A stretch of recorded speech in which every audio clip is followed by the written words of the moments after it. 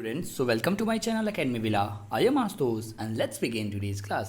So आज की जो वीडियो है उसमें हम जानेंगे क्लास 10th का इंग्लिश की जो बुक पार्ट 2 है उसके चैप्टर 5 जिसका नाम है सन एंड मून।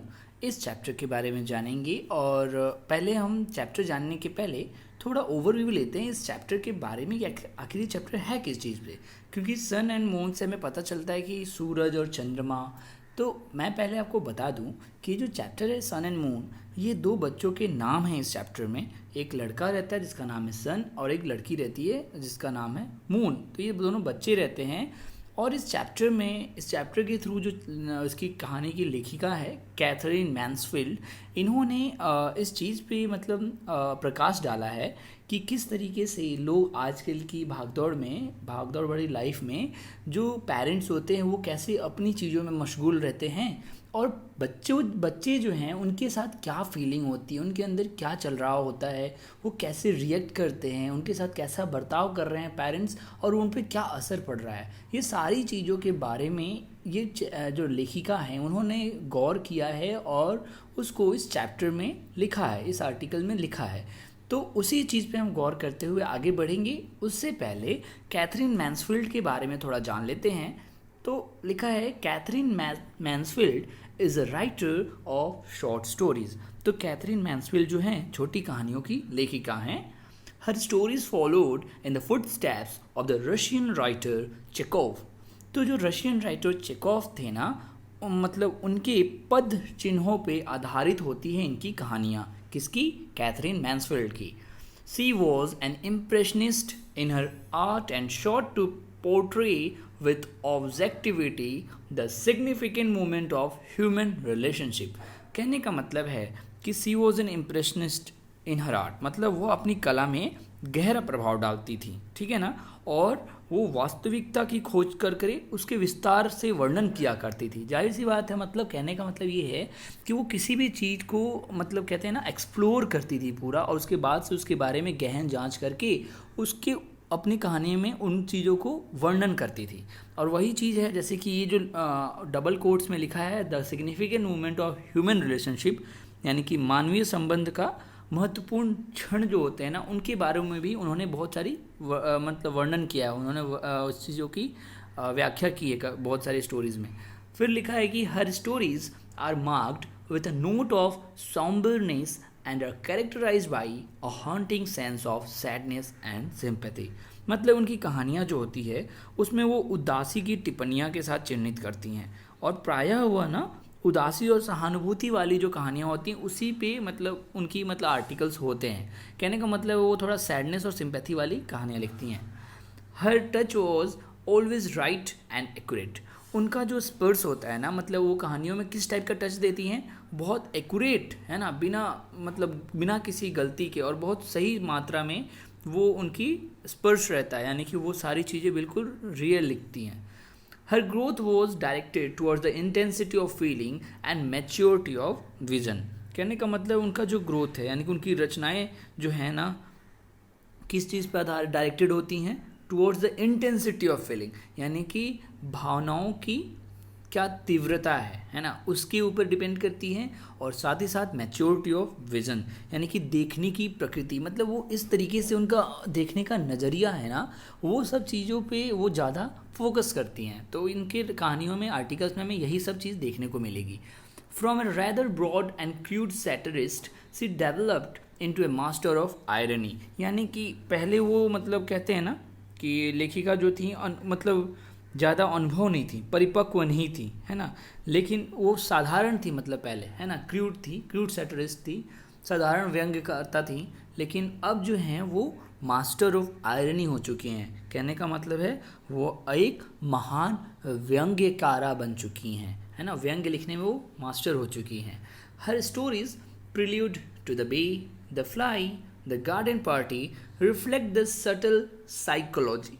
यानी कि जो इनकी कहानियाँ हैं ना, है ना, जैसे कि टू द बॉय हो गया, ठीक है, टू द बे हो गया, सॉरी प्रिल्यूड हो गया, द फ्लाई हो गया, द गार्डन पार्टी हो गया, ये सब जो इनके आर्टिकल्स हैं ना, ये संवेदी मनोविज्ञान की ओर इशारा करती हैं, मतलब साइकोलॉजी से रिलेटेड इनकी कहानियाँ ज़्यादा ही होती हैं।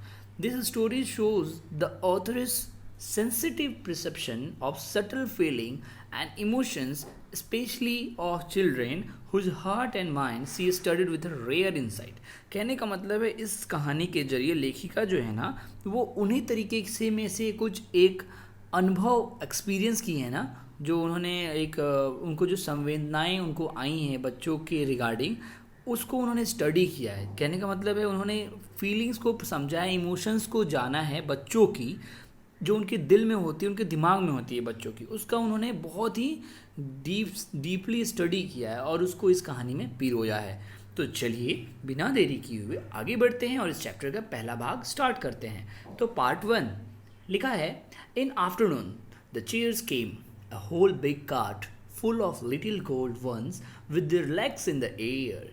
यानी कि दोपहर का समय है और बता दें कि जो कुर्सियां हैं है ना बड़ी बड़ी गाड़ियों पे भर भर के, है ना, जो कि मतलब छोटे छोटे सुनहरे कलर के दिख रहे हैं जो चेयर्स हैं, और उनके जो लेग्स हैं, उनके जो पैर हैं वो ऊपर की तरफ हवा में मतलब रखे हुए हैं, मतलब औंधा के रखे हुए हैं ना गाड़ियों पे। वो मतलब देखिए पहले मैं बता देता हूँ, ये जो चैप्टर है ना इसमें सारी क्रिएशन यानी कि जो दृश्य है मतलब जो उन्होंने देखा है वो सारे दृश्य का उन्होंने इस चैप्टर में वर्णन किया है। तो प्लीज़ इसको आप कहानी को ऐसे समझें कि जो भी मैं चीज़ें बता रहा हूँ वो वहाँ का दृश्य का वर्णन किया जा रहा है और बच्चे क्या सोच रहे हैं, बच्चे क्या देख रहे हैं, वो सारी चीज़ें यहाँ पे बताई गई है।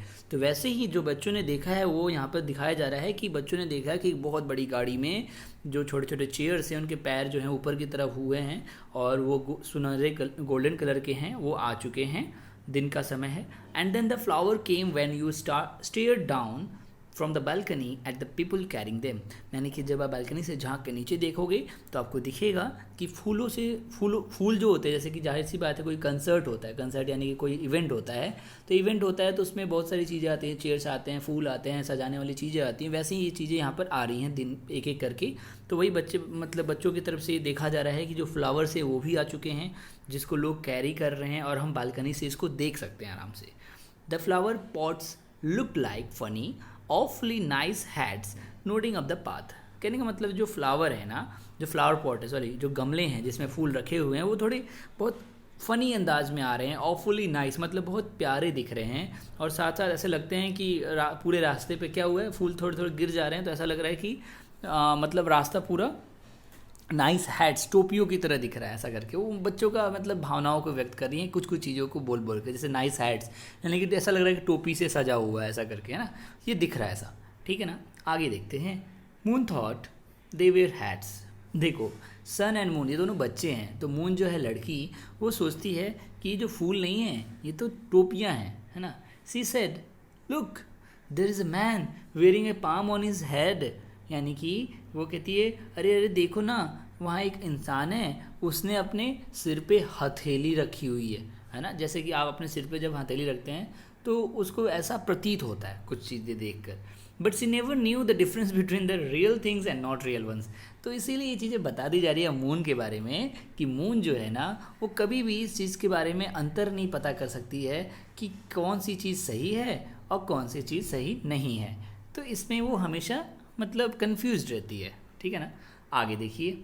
There was nobody to look after sun and moon. उस समय सन एंड मून यानी कि दोनों बच्चे हैं उनका देख रेख करने के लिए उस समय कोई नहीं था।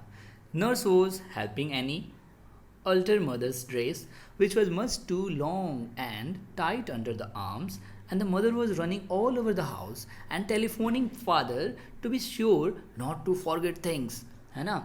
कहने का मतलब है उस समय सन एंड मून की कोई भी रखवाली नहीं कर रहा था, देख रेख नहीं कर रहा था, केयर नहीं कर रहा था। और नर्स के बारे में बताया जा रहा है कि नर्स ही कर सकती थी, लेकिन नर्स भी क्या थी, नर्स भी बिजी थी एनी के साथ। और वो मदर की ड्रेस यानी कि अब जो सन एंड मून है उसकी माँ की जो ड्रेस है उसको पहनाने में लगे हुए थे, उनको हेल्प कर रहे थे। जो कि वो ड्रेस जो थी उसके बारे में बताया जा रहा है वो बहुत लंबा था, बहुत टाइट था, आर्म के पास, बाजुओं के पास। और माँ जो है साथ ही साथ क्या थी, mother was running all over the house, और साथ ही साथ माँ जो थी उसकी पूरे घर में दौड़ रही है, मतलब इधर से उधर। जाहिर सी बात है, जो कोई इवेंट होता है घर में, कोई कार्यक्रम होता है तो माता पिता तो बहुत बिजी रहते हैं ना।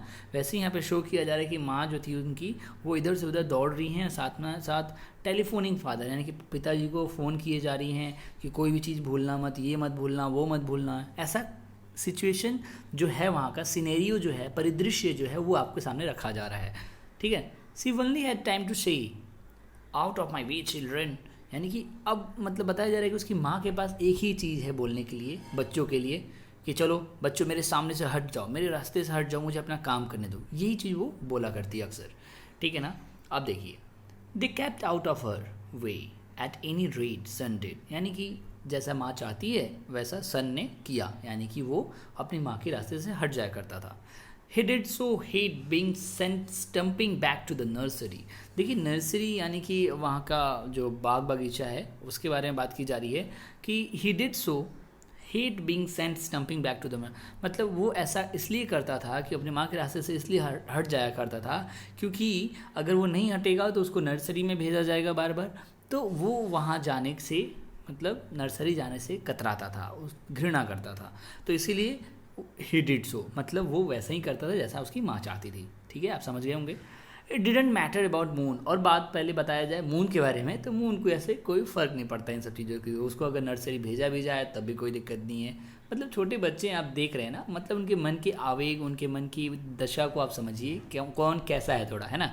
अब देखिए, if she got tangled in people's leg they only threw her up and shook her till सी स्क्विक्ड। कहने का मतलब है मून के बारे में बताया जा रहा है कि अगर मून इतनी छोटी थी कि मून अगर मान लीजिए लोगों के साथ मतलब लोगों के पैरों तले अगर मतलब फंस भी जाती है तो वो तब तक स्क्विकिंग यानी कि तब तक चीची चीची नहीं करने लगती, यानी कि जैसे नहीं बच्चे आवाज़ करते हैं तो जब तक वो आवाज़ नहीं करती तब तक उसको लोग फेंक देते हैं, है ना।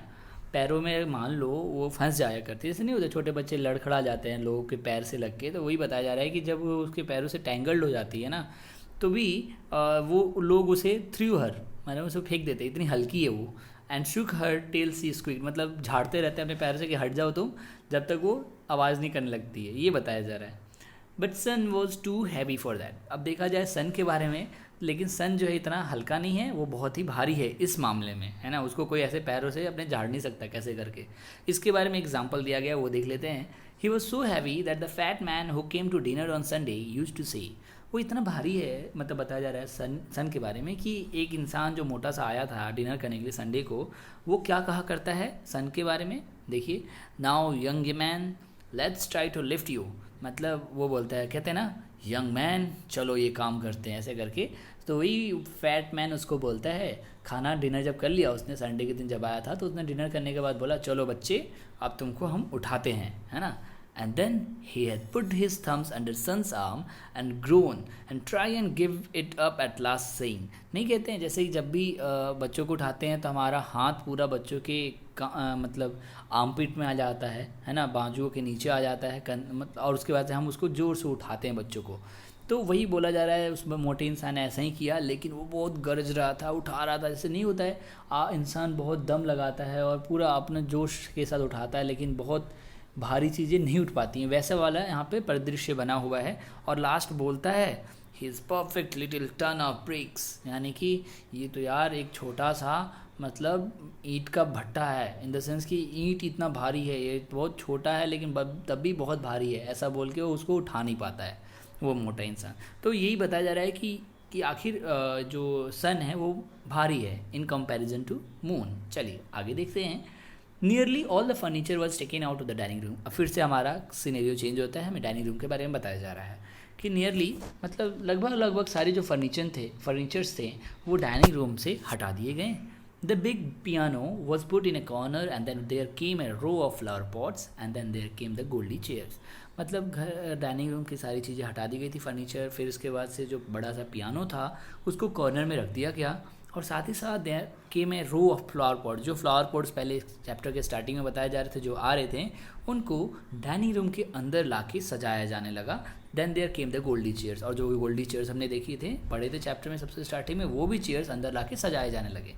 That was for the concert. मैंने पहले ही बोला था ये कंसर्ट के बारे में बताया जा रहा है कि कोई इवेंट हो रहा है घर में, तो उस समय कैसे कैसे माहौल होंगे वो दिखाया जाएगा इस चैप्टर में। तो वही दिखा रहा है कि कंसर्ट करने के लिए सारी चीज़ें की जा रही थी, ताकि सारा चीज़ें फर्नीचर हटा के फिर जो चीज़ें हमें कंसर्ट में लाना है वो सब चीज़ें इन किया जा रहा है, अंदर लाया जा रहा है।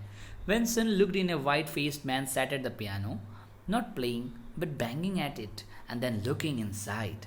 यानी कि तभी क्या हुआ, सूरज मतलब सन जो लड़का था उसने देखा कि एक मोटा सा इंसान है ना, एक वाइट फेस्ड मैन, यानी कि एक गोरा चिट्टा इंसान जो है वो पियानो के ऊपर बैठा हुआ है। इन द सेंस पियानो के ऊपर नहीं बैठा, यानी कि पियानो के लिए स्टूल पे बैठा है, ठीक है। तो नॉट प्लेइंग, उसे बजा तो नहीं रहा था लेकिन बट बैंगिंग एट इट, यानी कि उस पर हथौड़ों से मार रहा था। बैंगिंग मतलब मारना होता है, स्ट्राइक करना होता है, तो वो मार रहा था। एंड देन लुकिंग इनसाइड, और उसके अंदर झांक रहा था। एक तरीके से आप समझ सकते हैं कि पियानो को ठीक किया जा रहा था, क्योंकि आप जानते हैं ना कि कंसर्ट वगैरह होते हैं तो मतलब अलग अलग कंट्रीज़ में, ये ज़्यादा फॉरेन कंट्री में ज़्यादा होता है कि पियानो वगैरह का ट्रेंड होता है। तो पियानो को ठीक करने के लिए वो इंसान आया था, उसको सन देख रहा था। He had a bag of tools on the piano and he had, वही बता रहा, देखिए उसके पास पियानो के ऊपर उसने एक बैग रखा था, पियानो को ठीक करने के जो टूल्स औजार के बैग रखा था उसने, इंसान जो बैठा था white faced. And he had stuck his hat on a statue of the wall, और उसने अपनी टोपी को दीवार पे टांग रखा था।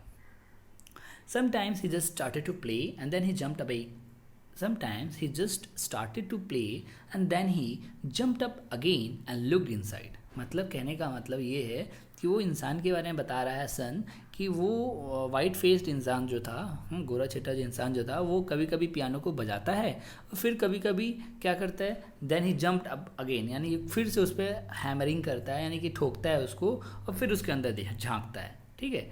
सन hoped he wasn't the concert, यानी कि सन को ऐसा लगता है यार ये कंसर्ट वाला आदमी नहीं लगता है, यानी काम करने वाला आदमी नहीं लगता है, ये मतलब पियानो को ठीक करने के लिए ही आया है, ये मतलब ऐसा नहीं है कि खाना पीना सर्व करने के लिए ऐसा करके, ऐसे वाला आदमी नहीं लगता है।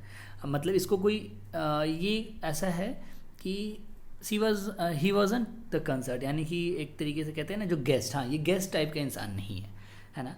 अब चलिए आगे देखते हैं। But of course the place to be in was the kitchen. अब देखिए अभी परिदृश्य कुछ और था, अब सीन फिर से चेंज होता है और सीन चेंज होकर क्या होता है, किचन की तरफ आता है। अब किचन में दिखाया जा रहा है कि there was a man helping in a cap like a blancmange. एक मिनट इसका प्रोनाउंसिएशन मैं बताता हूँ।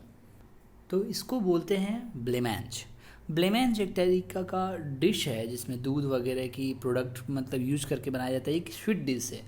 तो ये ब्लेमेंज बोलेंगे इसको। मैं भी इसको पहले ब्लैक मैन पढ़ रहा था, लेकिन ये ब्लेमांज है, एक टाइप की रशियन डिश है, ठीक है। अब देखते हैं, लिखा है कि but of course there was a man helping in a cap like blancmange and their real cook Minnie was all red in the face and laughing. देखिए वहाँ का परिदृश्य दिखाया जा रहा है कि वहाँ के जो कुक हैं वो मतलब अलग अलग पकवान बना रहे हैं, उसमें एक ब्लेमेंज पकवान भी है, उसको बनाया जा रहा है और लोग बहुत खुशी मतलब जाहिर करते हुए, सब अपने में नहीं होता है कि सभी खाना बनाते हैं तो अपने में हंसी मजाक करते हैं, तो उसमें वही हंसी मजाक चल रहा है और एक दूसरे के लोग मदद कर रहे हैं। उसमें जो कुक है उसका नाम है एक मिनी, ठीक है। अब जानिए आगे देखिए क्या होता है।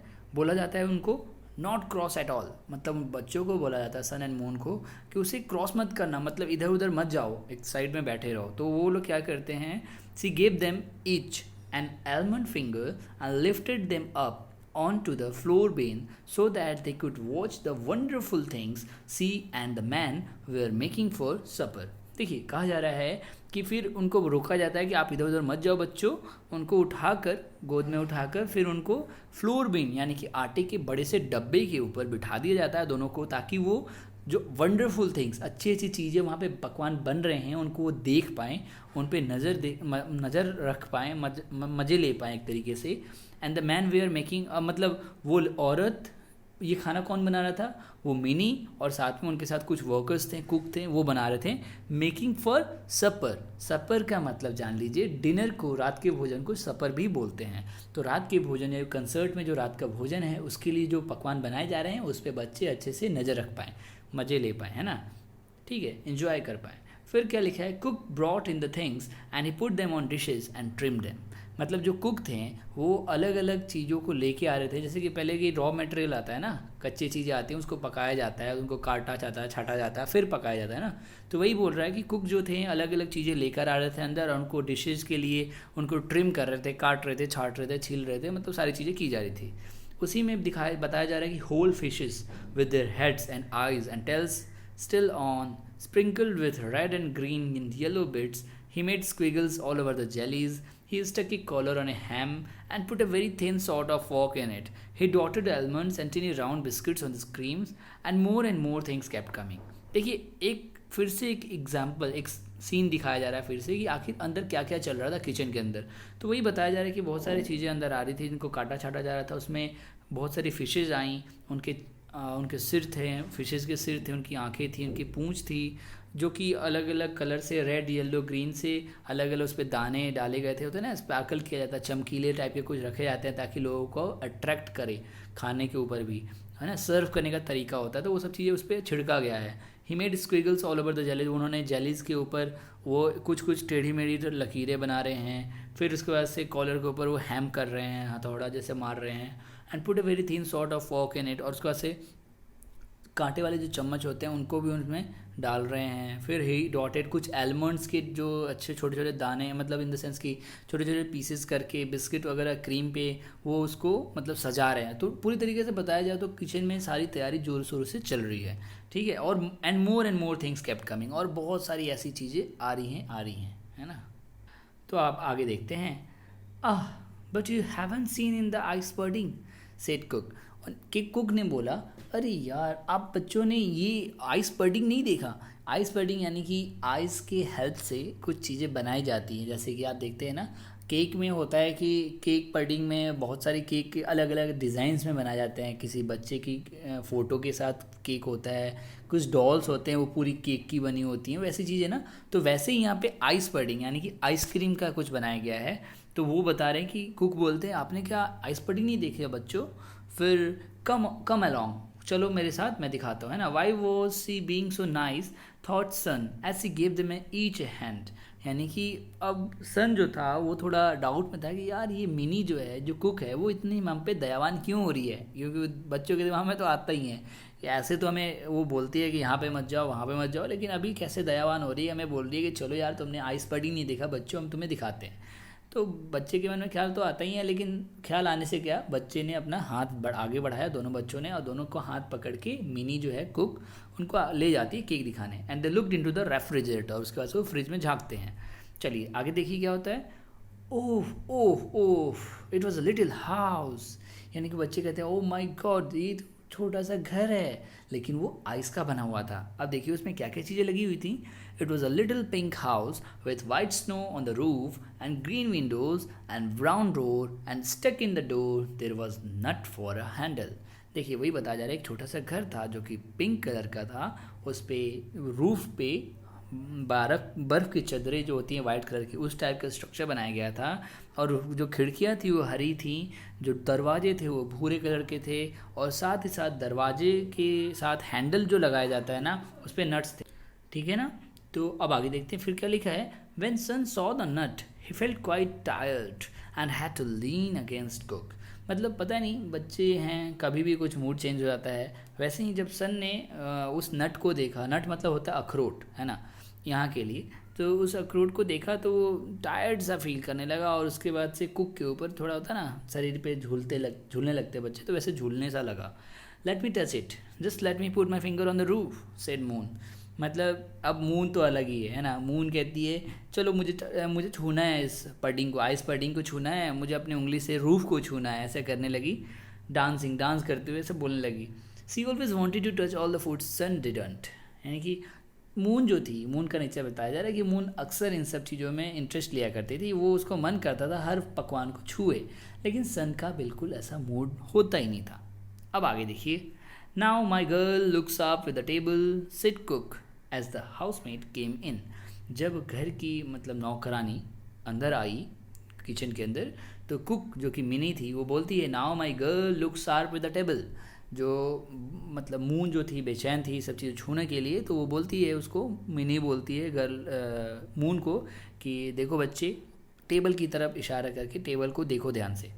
फिर इट्स अ पिक्चर मिन सेड नेली। नेली जो थी वही हाउसमेट जो अंदर आई थी, उसका नाम नेली है।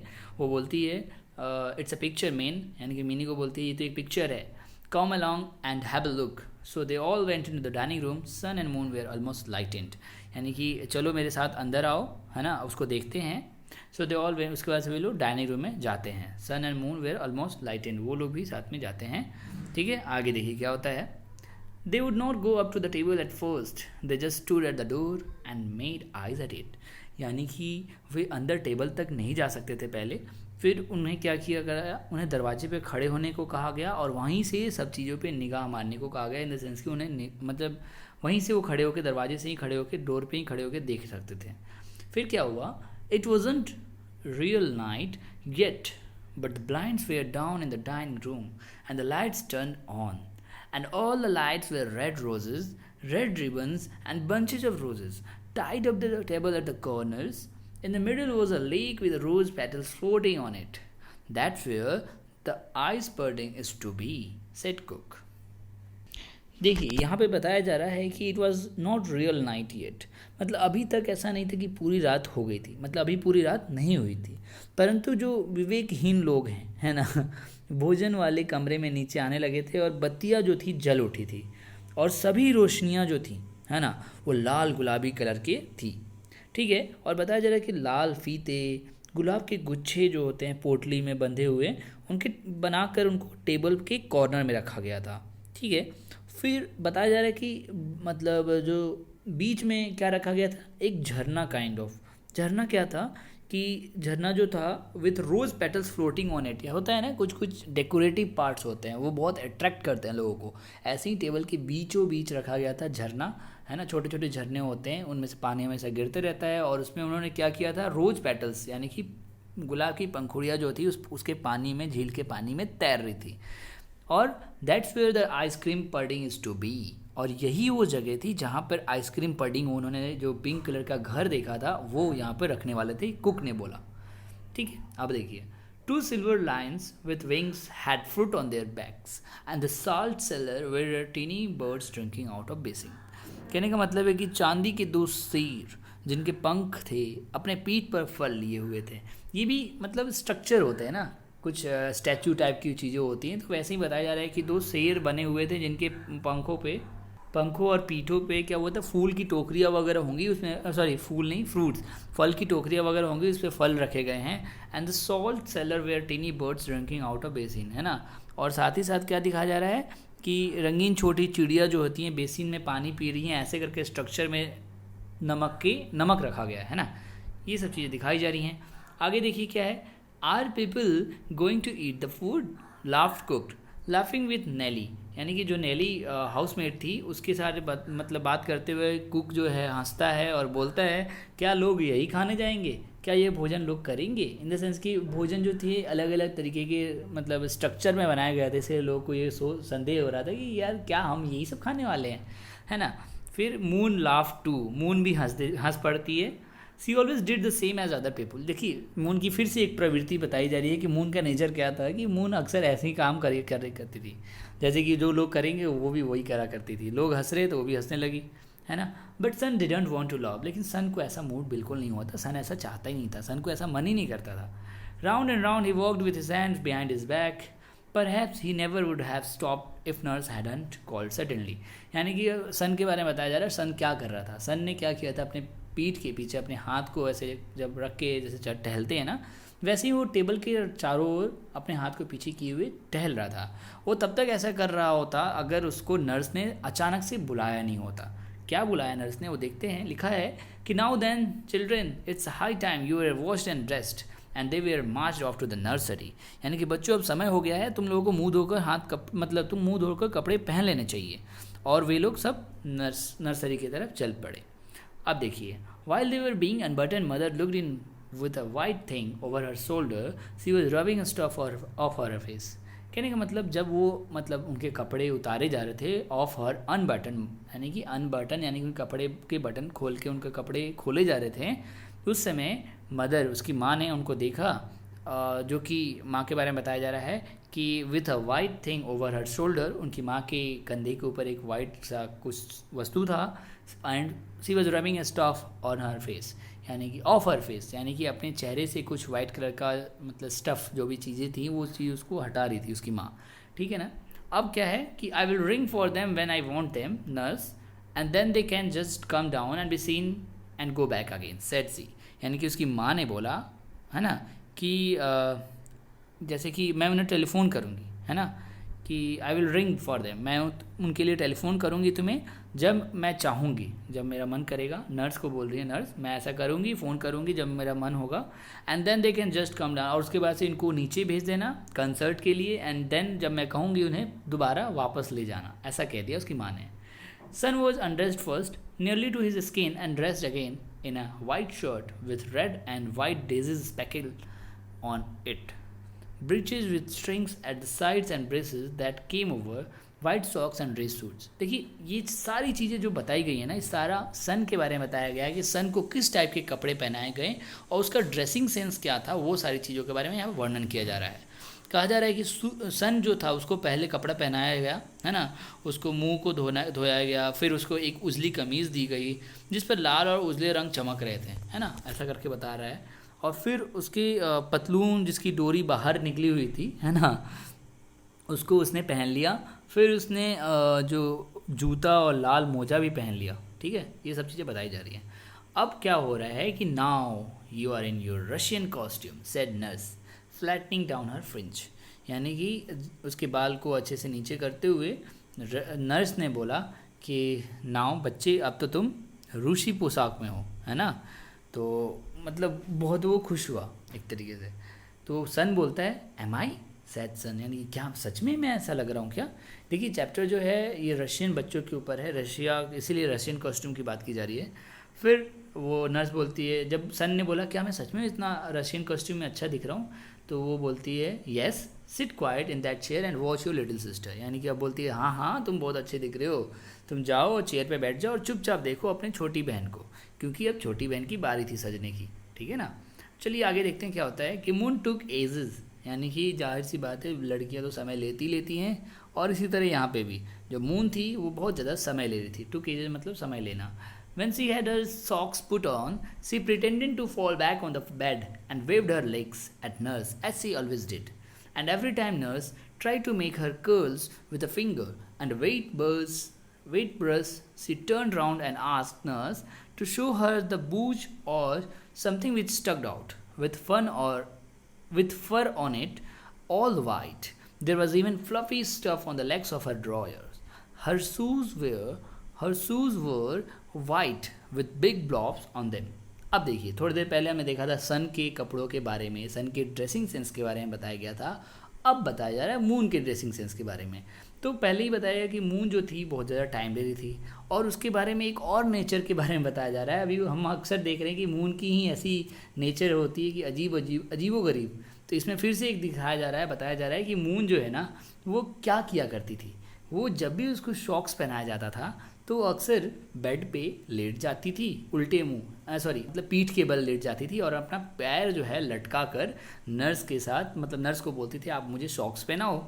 ये अक्सर ऐसा किया करती थी, और हर बार नर्स जो है ना वो उसके अपनी फिंगर्स से उसके बालों को, है ना, ब्रश के हेल्प से टर्न करती थी, है ना, कर्ल करती थी, यानी घुंघरेले बनाती थी।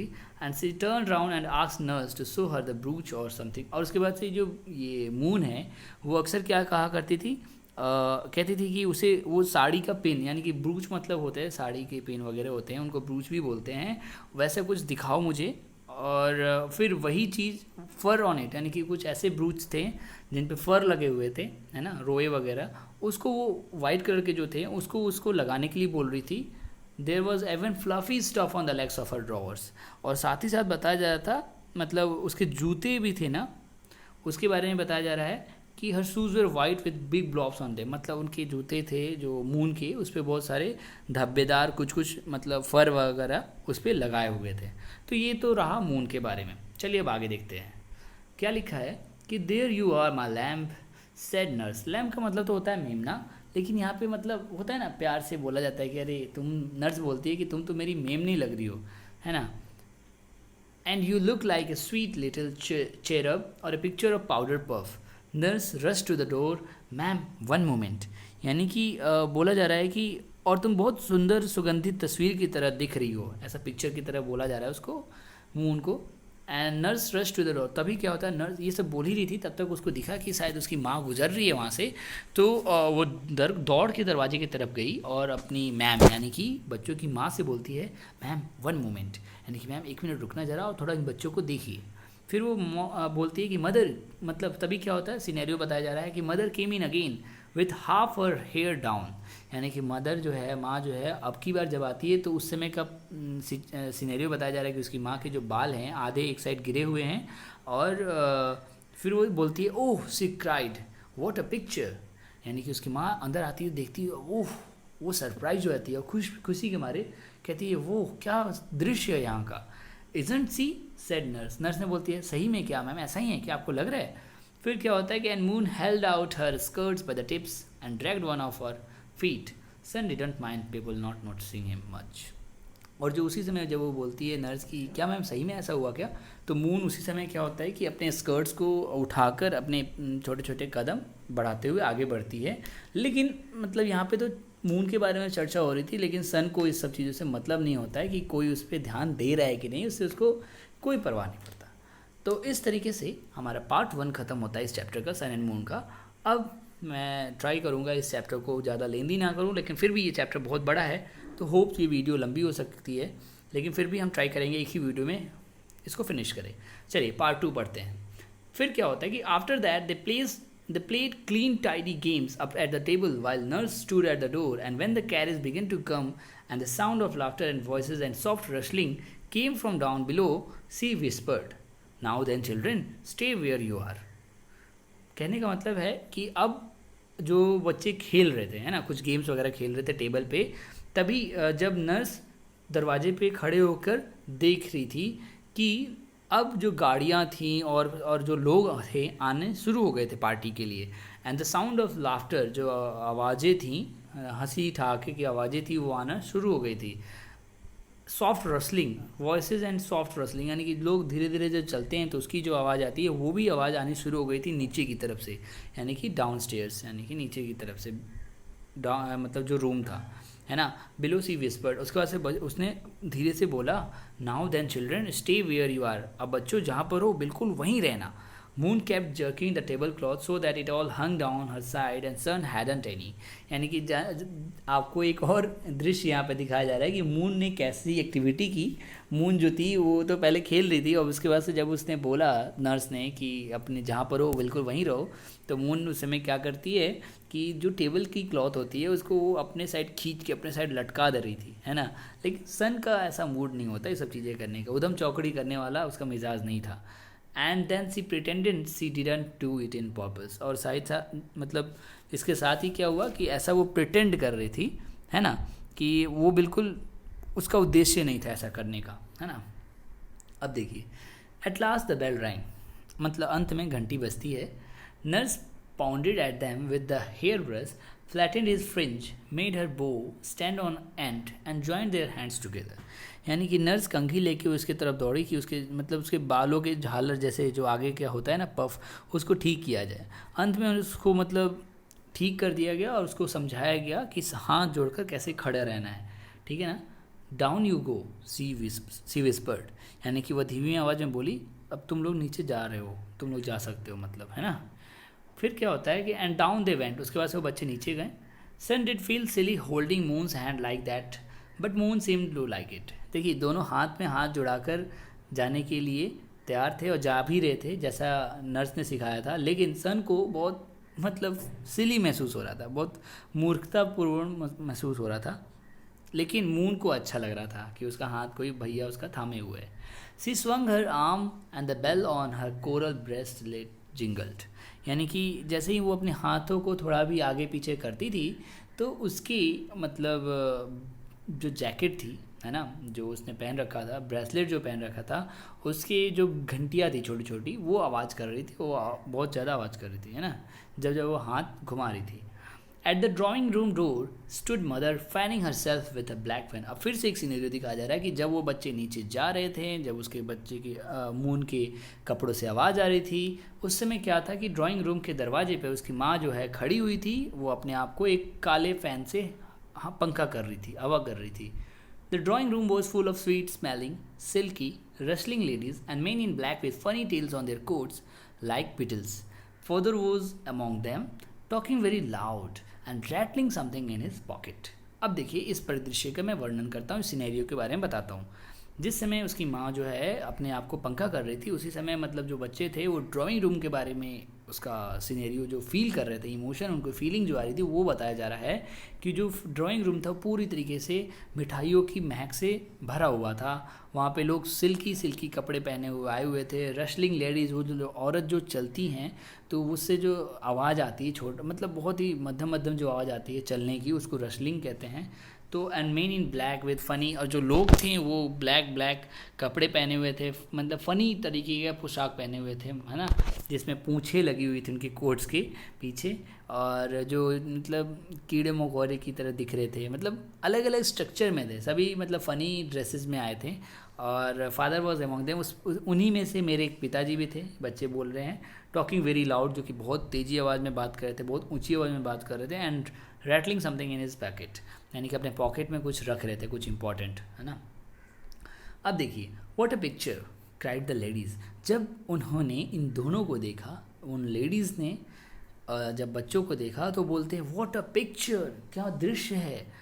ओ the ducks, oh the lambs, oh the sweets, oh the pets.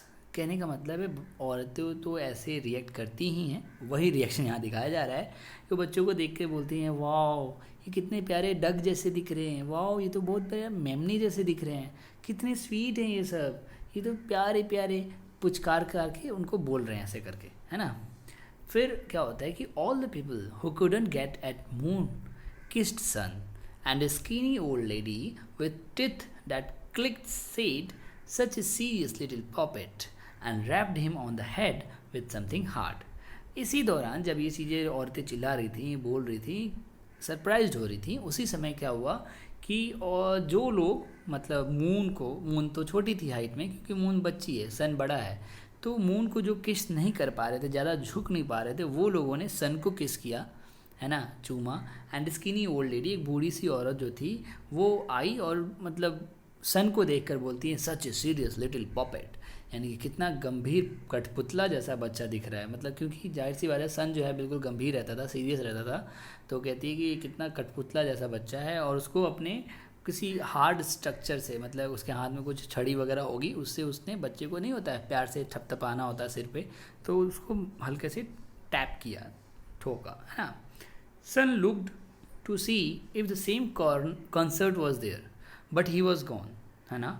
Instead, a fat man with a pink head leaned over the piano, talking to a girl who held a violin at her ear. देखिए अभी कुछ और scene चल रहा था, फिर से scene change होता है, बताया जा रहा है कि अब बच्चे के बारे में बताया जाता है। अभी तक तो लोग उसके रिएक्ट कर रहे थे बच्चों को देख के, अब क्या है, सन जो है ना, वो देखता है उसी आदमी को जो वाइट फेस था, यानी कि गोरा चिट्टा जो इंसान था जो पियानो को ठीक कर रहा था, वहाँ पे झांक कर मतलब देखता है एक निगाह मारकर, तो उसको दिखता है कि वहाँ पे वो इंसान नहीं है, वो चला गया है। उसके बजाय वहाँ पर एक मोटा सा इंसान है, a pink head leaned over the piano, मतलब एक इंसान जो है वो पियानो के ऊपर थोड़ा आता है ना टिक के खड़ा होना, वहाँ खड़ा हुआ है और एक लड़की से बात कर रहा है, जिस लड़की ने अपने मतलब कंधे पे कंधे से सटा के जो वायलिन होता है वैसे ही रखा जाता है, तो वही बताया जा रहा है कि उस लड़की ने वायलिन हाथ में रख रखा है और उसके साथ जो मोटा इंसान है वो पियानो के ऊपर टेक कर खड़ा हुआ है। अब देखिए, there was only one man that Sun really liked. अब देखिए, अब बताया जा रहा है कि आखिर मतलब इतना उदास रह रहा था सन, आखिर कुछ तो हुआ होगा कि मतलब कोई तो होगा जो जिसको वो पसंद कर रहा होगा पूरे मतलब कंसर्ट में।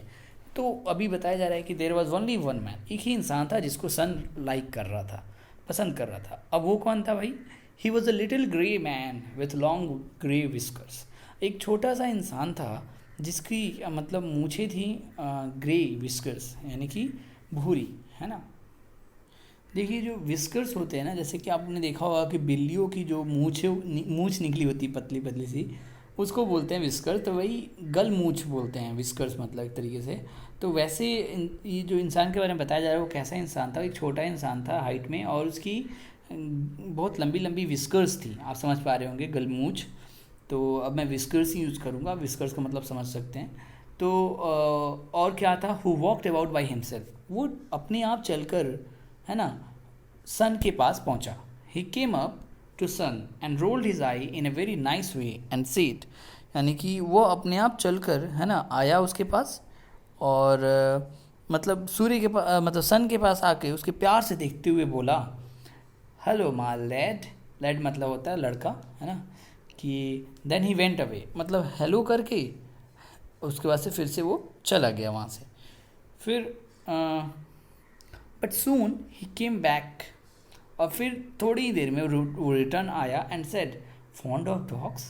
सन said yes, but then he went away again, and though Sun looked for him everywhere he couldn't find him. He thought perhaps he had gone outside to fetch in a puppy. देखिए, कहा जा रहा है कि जैसे ही वो बोल के गया कि हाय, मतलब बच्चे को बोला हेलो हाय बोल के, तो जब चला गया तो फिर दोबारा आया, दोबारा आके पूछा कि क्या तुम्हें कुत्ते पसंद हैं. सन ने बोला हाँ. फिर वो अगेन ये बात बोल के फिर से चला गया. अब सन ने चारों तरफ उसको ढूंढा, मतलब देख रहा था, मतलब निगाहें दौड़ा रहा था, ढूंढ रहा था उसको, लेकिन उसको कहीं वो नहीं मिला वो इंसान. ही thought perhaps he had gone outside, मतलब अब सन ये सोच रहा था कि मुझे लग रहा है ना ये बाहर गया है, मेरे लिए पूछ के गया है कि कुत्ते पसंद हैं क्या, तो लगता है वो बाहर गया है और वहाँ जाके कुत्ते ढूंढ रहा है मेरे लिए, कुत्ते का बच्चा ढूंढने चला गया है. ठीक है. Good night my precious babies, said mother, folding them up in her bare arms, fly up to your little nest. कहने का मतलब है उसकी माँ जो थी उन बच्चों की इतनी देर के लिए हैं वहाँ पर चाहती थी कि बच्चे आएँ और उसके बाद से चले जाए.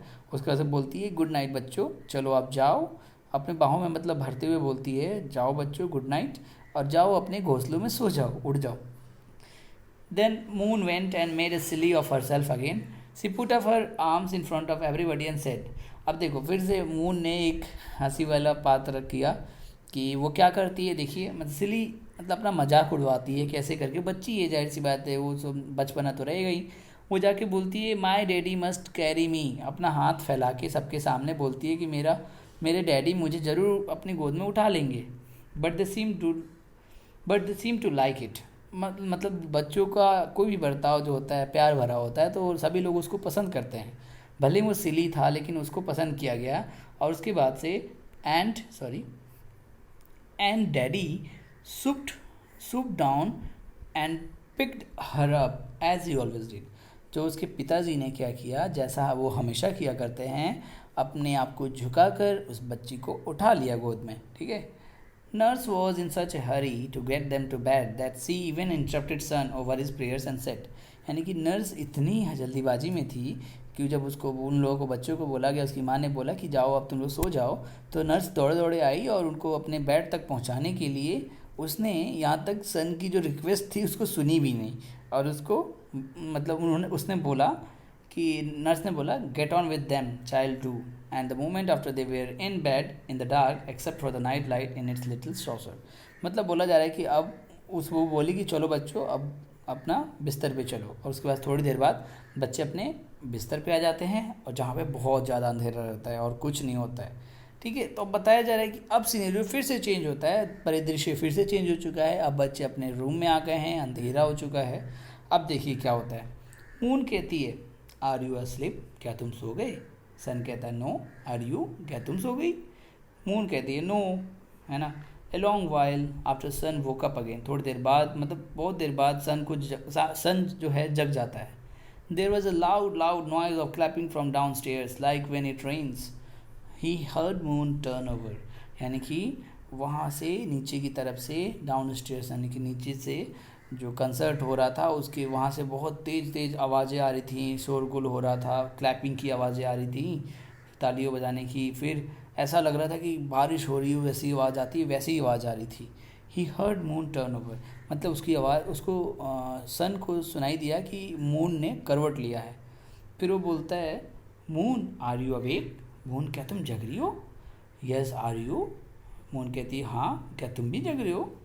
Yes well let's go and look over the stairs. फिर सन बोलता है चलो यार चलते हैं, अब जब हम दोनों जग ही रहे हैं चलो हम स्टेयर्स पे चल के सब कुछ देखते हैं नीचे की तरफ. फिर क्या हुआ, they had just got settled on the top step when the drawing room door opened and they heard the party cross over the hall into the dining room. Then that door was shut. There was a noise of pops and laughing. Then they had stopped and Sun saw them all walking round and round that lovely table with their hands behind their backs like he had done. देखिए मतलब बताया जा रहा है फिर से कि बच्चे उठ के जाते हैं, सीढ़ियों पे बैठ जाते हैं, फिर वो वहाँ से झांकते हैं डाइनिंग रूम में जहाँ पे पार्टी चल रही होती है। वहाँ पे दरवाजे जो हैं बंद हैं उनके लिए जाने के लिए, लेकिन वो फिर भी झांक के देख रहे हैं और वहाँ पे अब बहुत सारी हंसी ठहाके की आवाज़ आ रही है ना। और सभी लोग जो हैं, जैसे अभी कहानी में पहले हमने देखा था कि जो सन था वो टेबल के चारों ओर अपने हाथ को पीछे रख कर घूम रहा था, है ना, वैसे ही लोग भी, है ना, जो पार्टी में आए हैं वो भी क्या कर रहे हैं, all walking round and round. जो लवली टेबल है उसके चारों ओर लोग घूम रहे हैं, वैसे ही हाथ अपना पीछे करके जैसा कि सन ने किया था। चलिए अब आगे बढ़ते हैं। Round and round they walked looking and steering. लोग घूमे जा रहे हैं गोल गोल और एक दूसरे पे नज़र टिकाए हुए हैं। The man with the grey whiskers like the little house best. मतलब फिर से उसको, मतलब सन को वो छोटा इंसान जो बहुत पसंद था वो उसको वहाँ पे भी दिखा, ठीक है। When he saw the hut, sorry यहाँ पे हट नहीं होगा, नट होगा। When he saw the nut for a handle he rolled his eyes like he did before and said to Sun seen the nut.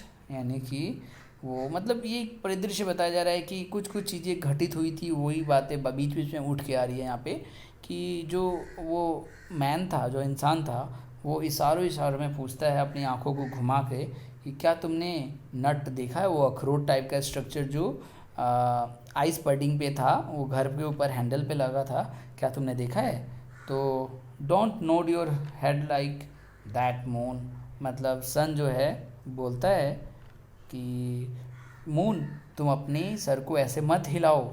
Node मतलब होता है सहमति में सिर हिलाना। तो सन को ऐसा लग रहा था कि जो रिएक्ट कर रहा है वो इंसान उतनी दूर से पूछ रहा है इशारों में कि क्या तुमने नट को देखा है, तो उसको लगा सन को कि मून रिएक्ट कर रही है उस पर। तो मून को सन मना करता है कि अपना सिर ऐसे मत हिलाओ, है ना। फिर आई am not nodding it's you. Moon बोलती है अरे मैं नहीं सिर हिला रही भाई, तुम हिला रहे हो। It is not, I never not my head. Sun बोलता है मैंने तो कभी सर हिलाया नहीं, मैंने सर नहीं हिलाया था। फिर वो बोलते हैं कि oh you do, you are noting it now. मतलब तुमने किया है, मैंने तो अभी भी सिर नहीं हिलाया, तुम अभी भी सिर हिला रहे हो, ठीक है।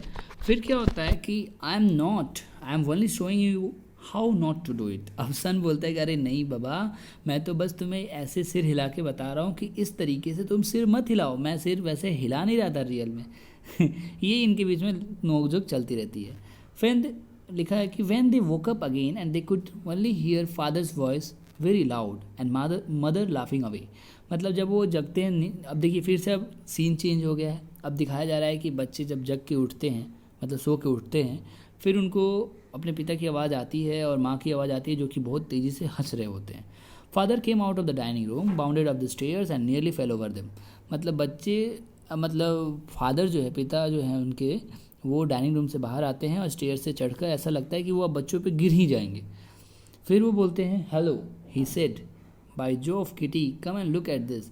Mother came out, oh you naughty children said she from the hall. देखिए मतलब ये भी बताया जा रहा है कि वो लोग अंदर आ चुके हैं, बच्चों को पिताजी ने उसके देख लिया है। वो बोलते हैं बाय जोफ किटी, जो लोग वहाँ पे थे उनको बाय करते हैं। फिर उनकी मदर जो है वो कहती है ओ यू नॉटी चिल्ड्रेन, तुम नटखट बच्चों, है ना, ऐसा कहती हैं।